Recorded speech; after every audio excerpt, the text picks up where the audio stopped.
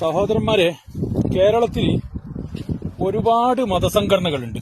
പ്രത്യേകിച്ചിട്ട് മുസ്ലിം വിഭാഗത്തിൽ കുറേ അധികം മതസംഘടനകൾ പ്രവർത്തിക്കുന്ന ഒരു സ്ഥലമാണ് കേരളം.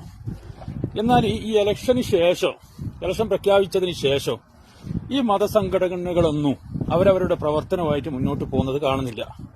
അവരെല്ലാവരും ചിലർ പറയും നമുക്ക് രാഷ്ട്രീയം ഇല്ല, നമ്മൾ രാഷ്ട്രീയത്തിന്റെ പാലാകാൻ ഉദ്ദേശിക്കുന്നില്ല എന്നെ പറയും. പക്ഷെ അവരെല്ലാം സജീവമായിട്ട് ഇലക്ഷൻ പ്രചരണ രംഗത്ത് മുഴുകി നിൽക്കുന്ന ഒരു സമയത്ത് ഇതിൽ നിന്നെല്ലാം വ്യത്യസ്തമായിട്ട് ഒരു മതസംഘടനയെ നമുക്ക് കാണാൻ വേണ്ടി പറ്റി.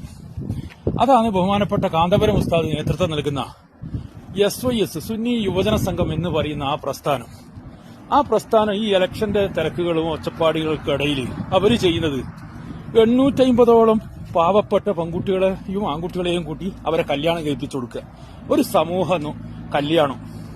കാരണം വെച്ച് കഴിഞ്ഞാൽ ഇന്ന് വരെ കേരളത്തിൽ കണ്ടിട്ടില്ല, അല്ലെങ്കിൽ ഇന്ത്യയിൽ തന്നെ ഇത്ര വലിയ ഒരു സമൂഹ വിവാഹം കണ്ടിട്ടില്ല എന്ന് തന്നെ പറയാം.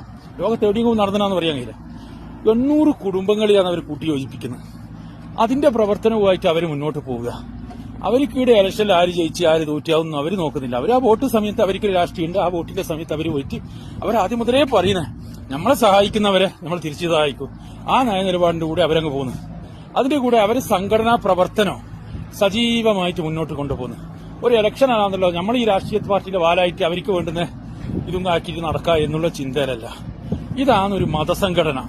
എപ്പോ നിങ്ങളെടുത്ത് പരിശോധിച്ച് നോക്കിയാൽ അവരെ പ്രവർത്തനം എപ്പോ ഒരു വ്യത്യസ്തമായ ഒരു പ്രവർത്തനമല്ലേ നമ്മളെ മുമ്പിൽ കാണുന്നത്. ഇപ്പോ നാളെ 5-ാം തീയതിയാണ് കല്യാണം നടക്കുന്നത്. പാടന്തറ മർക്കസിൽ വെച്ചിട്ടാണ് ആ കല്യാണം നടക്കുന്നത്. 9-ാം തീയതിയാണ് ഇലക്ഷൻ. ഈ ഇലക്ഷന്റെ ഒച്ചപ്പാടൊന്നും അവരെ ബാധിക്കുന്നില്ല. അവരെ സേവന സാന്ത്വന പ്രവർത്തനവുമായിട്ട് മുന്നോട്ട് പോവുക. എത്രമാത്രം ശ്ലാഘനീയമായ പ്രവർത്തനങ്ങളാണ് അവർ നടത്തുന്നത് എന്ന് ആലോചിക്കുമ്പോൾ വളരെയധികം സന്തോഷമില്ലേ. ഇങ്ങനെയായിരിക്കണം ഒരു മതസംഘടന എന്ന് പറയുന്നത്. ഇതുപോലെ ആയിരിക്കണം.